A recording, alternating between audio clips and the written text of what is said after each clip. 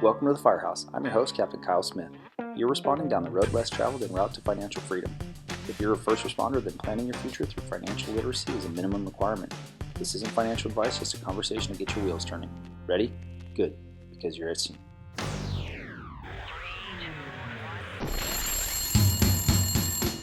What's up, everyone? It's Captain Kyle Smith. This week I sat down for a morning meeting with one of my real estate investing partners, Keith Meyer. Having someone like Keith on my team makes all the difference in our business. His background in engineering helps us know if projects we're considering investing in are a go or no-go situation. Hope you enjoy it.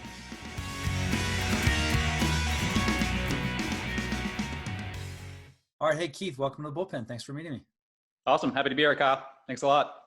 Yeah, man, I'm stoked to get you on here finally. We met back, I guess it's sometime late last year. I actually went to a meetup that you guys were hosting for real estate. And, shortly thereafter, we met again at a real estate conference, investing conference. And then right after that, basically the pandemic hit and kind of shut everything down. And it's been a really weird sort of last That's right. 10, 11 months or whatever. So how has the pandemic affected things? Say the least. Yeah. Well, it's forced everyone to kind of focus on what's important and reprioritize. I think it's given some people more free time, for lack of a better term, than they're used to, and how you choose to use that time is up to you. So I've chosen it to double down on my goals, try to accelerate some of those goals, and continue the striving towards financial freedom. So that's really, I've been using this free time over the last year or so. Yeah, I love that. And that's exactly why I brought you on here. I'm excited to hear more about that as we get into your first alarm. But the concept you're talking about is one that Ryan Holiday talks about a lot. And he says, is this a live time or is this dead time? We're all forced to kind of slow things down to kind of just, hunker in a little bit. And how you use that time can really dictate or determine whether you're going to achieve those goals, get down that path towards financial independence, or whether you're going to just spend another year, kind of putting it off. I haven't been watching Netflix with my nights and weekends, that's for sure. So yeah, I'm definitely putting it to good productive use and have a lot of good stuff to talk about with you today. So happy to be here. Yeah, awesome. Well, that sounds good, man. Why don't we just dive in? We'll get this first alarm going. You ready? Absolutely. Let's do it. Cool. So a first alarm assignment on the San Diego Fire Department, Keith, consists of 4 engines and a truck. But here at the Firehouse, I'll ask you 4 questions. You give us 1 piece of advice. Sound good? Sound good? All right, cool. So when you're first in on a first alarm, you got to give a size up. And the size up is who you are, where you work, and how long you've been doing it. All right, sounds good. So Keith Meyer, live out here in San Diego, California. By day, I am a Lean Six Sigma certified biotech supply chain engineer. So basically I work with medical device and pharmaceutical companies, working on their supply chain management and manufacturing processes. Been doing that for about the last 10 years when I relocated out to San Diego. And it's a tough job to summarize, but a lot of my focus centers around how to leverage technology to outsource what I call non-core functions. And fortunately, that ties in very closely with my real estate investing philosophy. So I'm sure we'll get into later in the podcast how I use a lot of those skill sets and apply those to how I approach real estate. Yeah, that's perfect, man. I had Joe Kennedy on the show recently talking about leveraging the skills that you already have to apply them in your investing career. It is just perfect. And if you already come to the table, you already bring this certain set of skills to the table that you can then apply. It just makes your life a lot easier. If you can, start building systems into the way you do it, it just makes things a lot easier. What is your background in real estate? How'd you get into it? How did you get started? Where does it lead? What are some of your goals that you're working on? Yeah, good question. So came at it from a couple different angles. I do have a little bit of background through my extended family. My grandfather and a couple of my uncles were residential developers. So always had it, kind of in the background as I was growing up. Got to just by osmosis learn some of the strategies and financials and some of the pros and cons of the industry. My family was looking for how to invest in scale up beyond single family homes. This was back in the mid 90s, and looked across all the different asset classes as people do. And back then, this was when the internet was in its infancy. So it was a lot harder to research back then, but of all things, they came across mobile home parks and spent a couple years looking through deals. And, you were going through the newspaper back then to see what was listed, but came across a great property there in Cincinnati, where I'm from initially. Bought that back in the mid 90s, and we held on to that for about 25 years. We actually sold it last year through a 1031 exchange into another property in Albuquerque, New Mexico. So that's kind of the start to finish, and I've done quite a bit in between then. I actually bought my first home when I was 23, right out of college, and that was a complete fixer-upper, derelict home, also in Albuquerque, New Mexico. Great location, but the home hadn't been lived in for, I think, around 10 years. So we had to, completely rehab it, bring it up to code, and worked out well. It was a 2007 purchase, so we all know what the market was looking like back then. I certainly could have gotten it for cheaper a couple years earlier, a couple years later, but actually it was a great lesson in how even when you don't execute perfectly and you don't buy perfectly, you still come out just fine in rental real estate. That's how forgiving this industry truly is. So that's a very valuable takeaway that I took from that experience. And it's property I still hold today. I actually just cash out refied for an awesome interest rate below 4%. So, overall pretty happy with how that worked out. Yeah, for sure. And that's the thing with real estate. It's very forgiving. Like you said, long-term, as long as you can hang in there and let the power of appreciation or inflation, if you're trying to rent the place out, as long as you can hang in there and make things work long-term, it's just fantastic. Now, I want to just circle back to something really quick. Keith, you mentioned you 1031 out of one property into another. For those that aren't familiar with that, what exactly does that mean? So 1031 is the IRS code for a tax deferred exchange.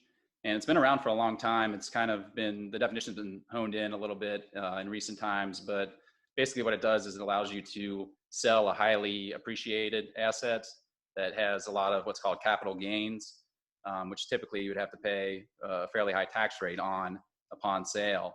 What the IRS allows you to do is roll those gains into another property of like kind, and the like kind definition can get a little ambiguous, but anyway, assuming it's a similar property, you can exchange into equal or greater value and then keep kicking the can down the road, essentially, in terms of deferring those capital gains taxes. Yeah, that's also another awesome, maybe tax loophole or whatever you want to call it, where you can continue to defer indefinitely until you pass away and you leave it to your heirs and they get that step up in basis. They call that swap until you drop. You're just swapping these properties and increasing the value of your. That's correct. What you can leave to your heirs if you do it for a long period of time. So for those of you that aren't familiar with the 1031, you should strongly look further into it. So then fast forwarding, Keith, what you shared with us your background in real estate. Where do you see things going? What's some of your goals here with real estate investing? So, I'm trying to, I started kind of like I was talking before, of exploring all the different asset classes, educating myself, seeing what's out there. I think it really behooves you to know a little bit about a lot of things and then start to narrow your focus as you align it with what your 5, 10, 20-year goals are.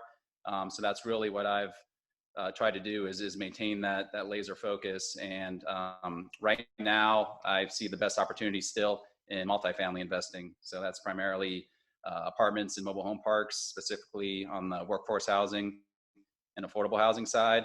So again, I touched a little bit on my family's fairly long-term experience in investing in mobile home parks. On the personal side, that's what I'm pursuing the most aggressively. And then through my team at Symphony Capital Group, which you can probably see my virtual office back here, we are a syndication team that focuses on multifamily, primarily on the apartment side, B and C class. So we're working to syndicate properties in Arizona, New Mexico, and Kansas City markets. Awesome. I'll link to Symphony Capital in the show notes. You mentioned the scalability into multifamily. You said your family wanted to scale out of single family into multifamily. Can you just explain a little bit more what that means? Why you would want to do that in the first place, and what exactly that means?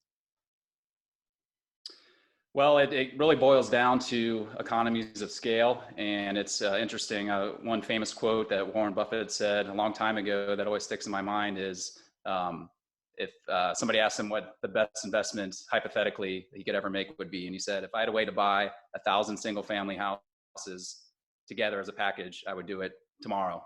And, this is probably 20 plus years ago. And that capability has not existed historically, but it's getting close to becoming reality with the way that technology is influencing this industry. So the accessibility into more scalable, larger multifamily assets is really starting to roll down to the middle class. So I'm very encouraged by that, really staying on top of the regulations and how that's starting to open up to be able to provide both accredited and non-accredited investors access to those highly valuable investment opportunities and vehicles. Yeah, that's perfect. Now, being around for so long as you have, as long as your family has, what are some of the most common mistakes you see people making trying to get into real estate investing? This is kind of a cliche statement, but it really holds true, is start with the end in mind. Really narrow down your goals and write them out as granular and as detailed with as much numbers and metrics and measurable milestones as possible. And one goal that I really highly recommend and think that needs to become a more upstream focus of a lot of investors is working to become accredited. That's something that's really stood out to me recently. And it's the reason I say that is because when you reach that accredited status, it opens up a lot of doors in terms of safer, high return, really high quality investment opportunities. And I think we're all becoming, unfortunately, painfully aware of the diminishing window of high yield, high quality, safe investment opportunities these days. When you look at interest rates going down, yields on anything that typically produces a dividend being diminished, it's becoming harder to truly invest. And the common person is being driven more into what I call speculation, almost gambling on appreciation versus measurable, predictable cash flow assets. And that's, by definition, that's what I think of investing. I think of getting cash flow on a monthly, quarterly, annual basis, and not betting on appreciation down the road, which doesn't put money in your pocket today or even in the next year or so. Yeah, it's so perfectly well said, man. Especially the part of, starting with the end in mind. And, so many of our folks in the fire service or first responders in general, Keith, we're like type A people, and we want to go out there. We want to be involved. We want to help solve the problem. But sometimes we get ourselves into trouble when we don't really, it's like ready, fire, aim instead of ready, aim, fire. We're not focused on exactly what it is we want to do. We've seen what this guy over here is doing and it looks really attractive. And now I'm going to jump in over here. Now we see what that guy over there is doing. That looks really great. I'm going to jump in over there. We don't really have that clarity, that focus that is super important when you have these goals set. It just keeps you focused. It keeps you on track. And it really is the best way, most direct path towards success. With that in mind, man, do you have a favorite mistake that you made? Is it losing focus? Is it not having the end in mind? What's a favorite mistake that you've made? Well, I have plenty of mistakes, so I'll try to limit it to just the top couple. But one I'd say that is fairly common is analysis paralysis. So you get into you catch the real estate investing bug and you start going on bigger pockets, and there's just so much information out there that you're spreading yourself a million different directions and trying to see which asset class or which investment path you want to follow. You get into all the hundreds and hundreds of podcasts out there, and it's great. I'm so grateful to have those available, and they're very beneficial. But they can paint you into the analysis paralysis mode, to where you're just overanalyzing and you're not, tactically moving forward with the game plan. So I would recommend start with something simple and just get started. And I'm talking buy a couple REITs, through your E-Trade or your Robinhood account. Do some fix and flip hard money loans through a crowdfunding platform like Ground Floor. Get started so you get familiar with the analytics and how to measure returns and hold yourself accountable for that. The other reason I say that is because once you start networking and talking to bigger operators who are more influential, even just having that low level experience of being able to give a REIT tip or talk about how your returns have been on your fix and flip loans, you'd be surprised how long of a way that goes with those guys. I mean, they're interested in talking about that stuff, and you're probably telling them about something that they don't know about. So that's a good way to get your foot in the door and start building those relationships. No, yeah. So I'd say that's one mistake that I wish I would have started on earlier. Yeah, for sure, man. And sometimes it's not comfortable, right? We always want a little bit more information. On the fire ground, that is extremely dangerous. When you get to the point where it is analysis paralysis and you can't make a decision, that can really cost people safety. And we can't afford that as firefighters. And it's the same thing in investing. At some point, you have to just jump. It's not gonna be perfect. It's like that place you bought out in Albuquerque. It wasn't perfect, but over time, yep, as long as you can just hang in there, things are going to go well. With that being said, and again, Joe Kennedy was on the morning meeting recently saying the same exact thing. They bought a short-term rental up in Big Bear. Big Bear is a mountainous area here in Southern California, and he and his wife did the same exact thing. They got the best information that they could, but then they had to just jump. They had to take the leap of faith. They had to take action. And is everything going perfectly? No, but at least they're up there taking swings, and that's the key. So I just love that, man.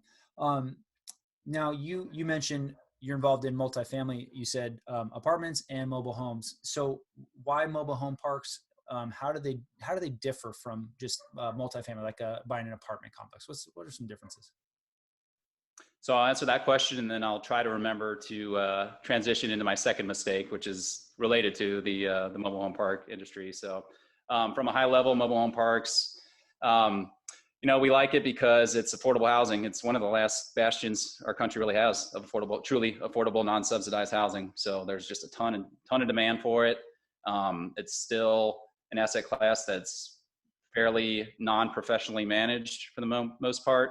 I try to avoid using the mom and pop term for the most part, but that is fairly true in the industry still.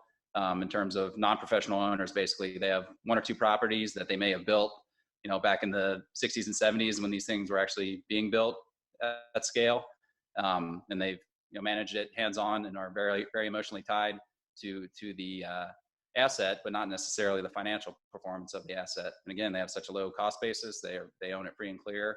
They don't have to think about things like cap rates and debt service coverage ratios and all those metrics. So there's a lot of opportunity there because again, you're negotiating purchase transactions with fairly non-professional operators, and the demand's there. So it's, in a nutshell, it's as simple as that. Yeah, exactly.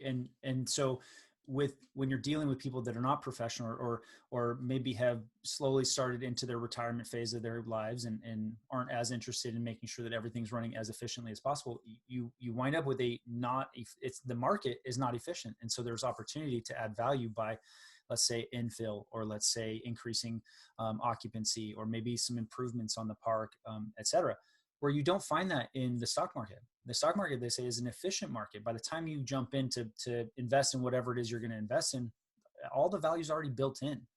Whereas in real estate, and in particular with mobile home parks, there are opportunities to get in there and take over this operation that may be starting to lag and frankly isn't probably what the occupants of that mobile home park deserve. So you get a chance to come in there, improve it for the tenants, but still keep the housing affordable. So it really is an interesting asset class. I'm excited. Can you just share briefly, Keith, without going into too many details, about the project that you and I are getting started on? Yeah, certainly. So we are working on a project in Arizona, mobile home park, and it's a very high upside property, I would say, for the most part. It's kind of fits that mom and pop mold of the original family owns it, and they've done, for the most part, a good job managing it and keeping the property in good condition, and keeping it modernized to an extent. But there are operational inefficiencies, and there's just been leaps and bounds in recent years in terms of technology and outsourcing groups that you can bring in to build a really strong team to be able to operate a property remotely as well, because yourself, myself, we're all California based. We're not Arizona based. So we're very confidently taking on a project that's a couple hundred miles away from us. And that's because we know how to use those teams and those technological tools to be able to operate and turn around those types of properties. Yeah, exactly.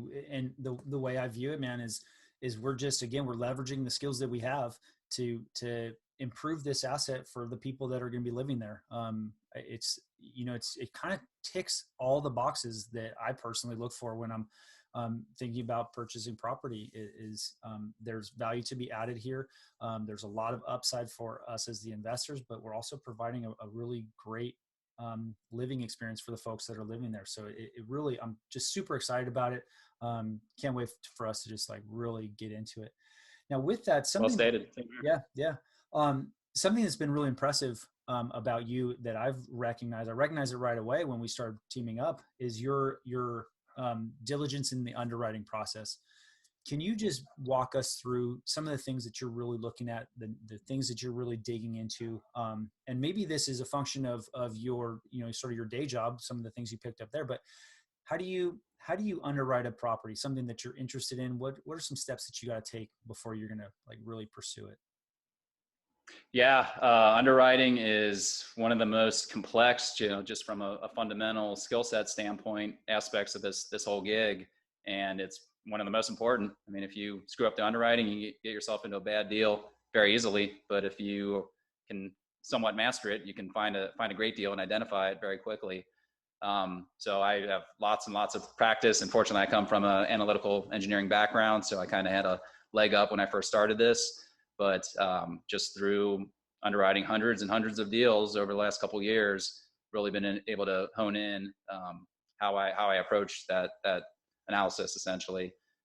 So I've built some tools to kind of screen out deals. If I got a couple dozen deals coming across my desk a week, I don't have time to take a deep dive on all those. So there's a couple tools I use to screen out and make sure I'm focusing kind of the Pareto principle, the 80-20 rule of spending 80% of my time on the 20% of the deals that really matter.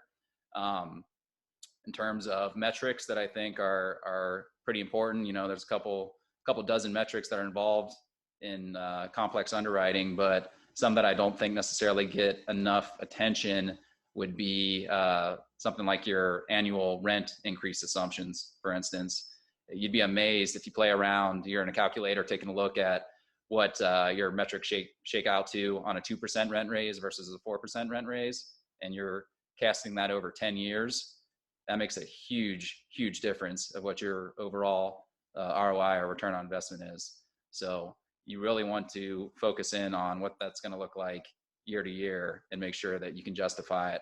And I'll add on to that the assets that we pursue that are undervalued or under market in terms of where they're going in rents are at, that's not necessarily tied to the market rent increase. So if, and I say that to be encouraging, because you can buy a underperforming asset in a market that's not red hot, that has flat rent growth. But if it's 15, 10, 5% below market, there's your simulated rent growth right there. You still got a couple years to catch up to market, and maybe the overall market improves during that time. So those are the types of assets that we like to pursue, and you really need to look at it kind of from those two different viewpoints. The other variable that I was going to mention as well that has a big impact on your overall returns is the what's called the exit cap rate. So essentially, a cap rate is a measure of how much investors are willing to pay for yield. So it's your operating income after all expenses divided by your purchase price. And going in cap rate these days when you're buying an asset, unfortunately, a couple of years ago, it used to be in the 8 or 9% realm, I would say, and now it's down in the 4 or 5%. I mean, it's really taken a hit, and a lot of that's tied to interest rates, and a lot of that's tied to just competitiveness in the commercial real estate industry right now, because it's such a great class to be in. So the exit cap rate is what you're assuming investors will be willing to pay a couple years down the road when you sell the property. And that's just one cell on your massive underwriting spreadsheet. But if you change that 0.5%, it has a massive impact on your overall returns. And you and I have walked through this exercise on the property that we're working on right now. So really being tied into what the market is doing and buttoning down your assumptions as much as you can, because again, you're projecting a couple years down the road is very important, because it's going to guide you to a go, no go decision ultimately. So recommend really becoming educated in that aspect.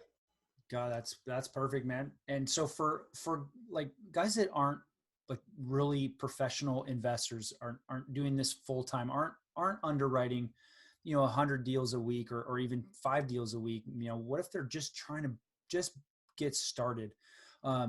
What would be like, if I'm trying to figure out some expenses, what are the big ticket items that I got to be aware of in terms of expenses? If I'm trying to see if this thing's going to check out, if this thing's going to pencil out, and I'm gonna maybe do a deeper dive in the underwriting process, what are some of those big ticket items I got to be aware of? Yeah, most P&Ls or income statements for properties are going to have 10 to 12 expense categories, and if I had to pick the heaviest hitters of those, it'd be things like utilities, certainly, and that's a lot of variability and a lot of arbitrage available when you get into utilities on any type of asset class, but particularly apartments and mobile home parks. So a lot of these, again, non-professional owners, they include the utilities with the monthly rent. So they don't care how much the water the tenants use, how much electric or natural gas they consume. They're not measuring that type of thing. They just have one master meter for the entire property, and they're footing the bill, and they just roll it into the rent. But if a lot of especially here in the Southwest, where water is a pretty precious resource, there's a big focus on conservation and billing back utilities to the residents and making them responsible for their consumption is one of the best ways to do that. So, and it's a huge value add, a huge hit to the top line and the bottom line on an asset. So I'd say I'd probably start there. Another expense item would be something like property management. And again, the old rules of what you would plug in as your assumed number there have changed quite a bit, as there's just many more options than there used to be. And this is a good problem to have. So early on in your diligence time frame, reach out to property managers. I can't recommend that highly enough. Not only so you can get a couple quotes and see what the best configuration and pricing is going to look like for you, but they are so knowledgeable on the markets and even down to the specific property level. I mean, they'll tell you things about a property that you're looking at, and you spent weeks on due diligence tearing through the documents, and they still know more about the property than you do. It's unbelievable, and it's free information for the most part. So reach out to the property managers, get them involved in the process early on. And this actually ties into the mistake that I wanted to speak to earlier in regards to property management on the mobile home park that we closed on last year in Albuquerque. So I went into that deal, and that deal was complicated for a number of reasons, not the least of which being that we were scheduled to close in late April, and that's right around when the COVID pandemic obviously broke out. So we were up against our time frame trying to decide if we wanted to move forward with the project or not, and we took it to the last couple of days. So that kind of deferred our decisions on how we're going to actually operate the thing once we get into it. And we were planning to move forward with the part-time on-site kind of traditional, pay them an hour, a price per lot type thing that a lot of mobile home park owners do. And they ended up backing out 2 days before close. So here I am in San Diego about to operate a large mobile home park out of 2 states over. And I'm going to have to do it. I'm the primary property manager right off the bat. So lesson learned of, again, engage these PM teams early on. Fortunately, we made it work out, and we're doing very well with that property, but learn from my mistake. Don't take that same approach. Yeah, that's good. You can. That's well said, man. I'm glad you didn't forget about that second mistake. I wrote a note here to make sure that we got that in. And we will learn. Yep. Thank you. But circling back to the expenses, guys, for everybody that's listening, the utility bill is one huge one. Property management is one huge one. It depends on what asset class you're talking about, but you do need to set aside some money unless you plan on managing it yourself. And we don't have time to go into all the pros and cons of doing that, but if you are going to hire it out, set aside, maybe between 6 and 10% for that property manager. Other things you need to think about, just not just including the mortgage, the insurance, taxes, PITI, but also you better set aside some money for things that need repairing. So just your general repairs and maintenance need about between 5 and 8%. Everything costs more than you think it is. So set aside extra, especially now with the materials prices going up the way they are. Exactly. I would say that's the same for insurance as well. Yep. Insurance is only headed in one direction and it's up every year. Yep, exactly. So, in order for this project that you're looking at, that you're working on out there, in order for it to pencil out, you got to just make sure that you're covering all those expenses. So Keith, thanks for sharing all those. You mentioned, I want to just check with you. Is there anything when you're taking a look at these properties, when you're doing your diligence and your underwriting, is there anything that is a deal breaker for you right away where you see something and you're like, man, I got to move on. This is a definite no-go for me? Not really for the most part.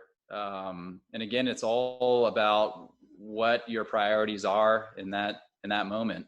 So if it's a super heavy value add that's going to take a lot of local knowledge on good contractors who are going to do good quality work for you to completely repair a roof or completely rehab a boiler chiller system in a large apartment building, and you're going in blind because you never operated in that market before, you're biting off quite a bit there.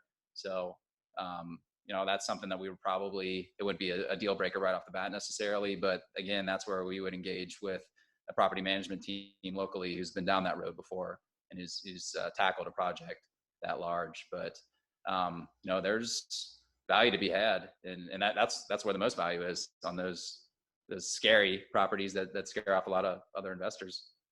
Yeah, no, that's perfectly said, man. And this is just highlighting the importance of being really solid with your numbers and making sure that underwriting is really detailed and really squared away, because things that may scare off other folks, you may have added enough cushion in your numbers to still make the deal work.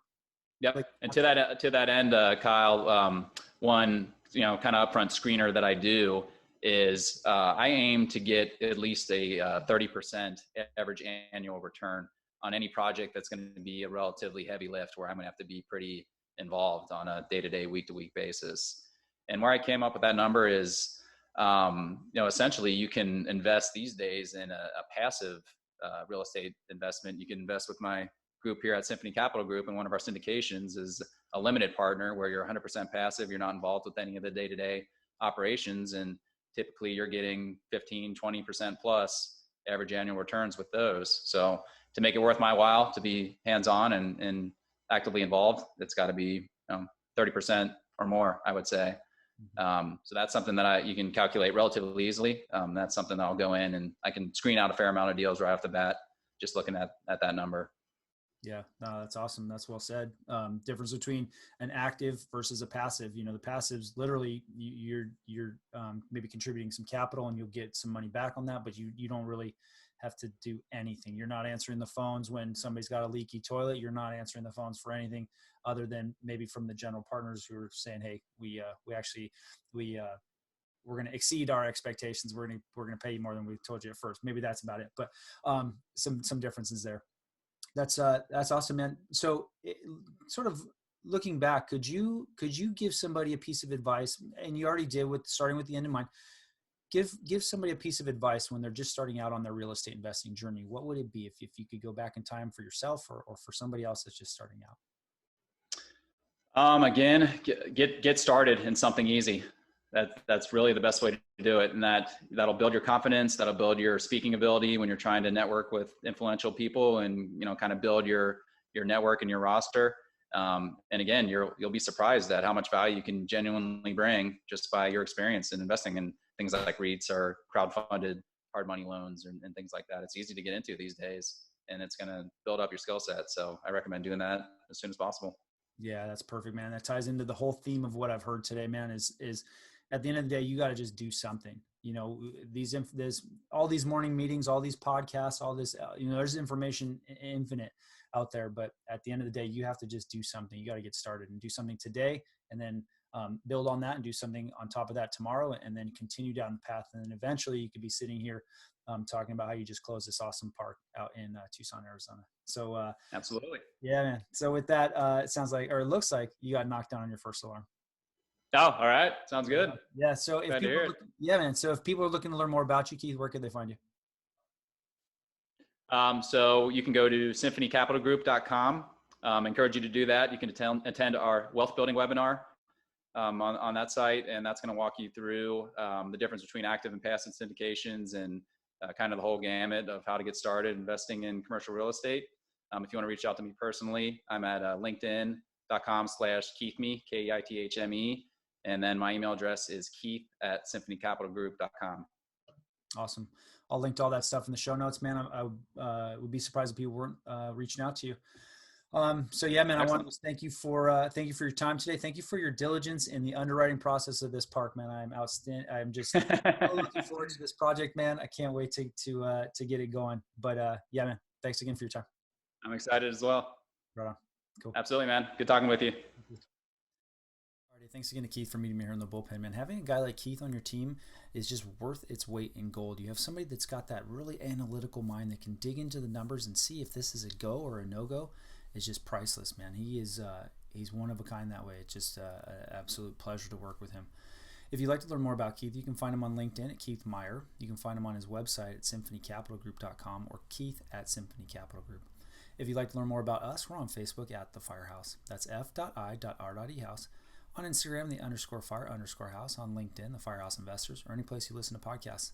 If you learned something today and you'd like to hear more, please like, share, and subscribe. But no matter what you do, take this information, go out there and get some. Station F.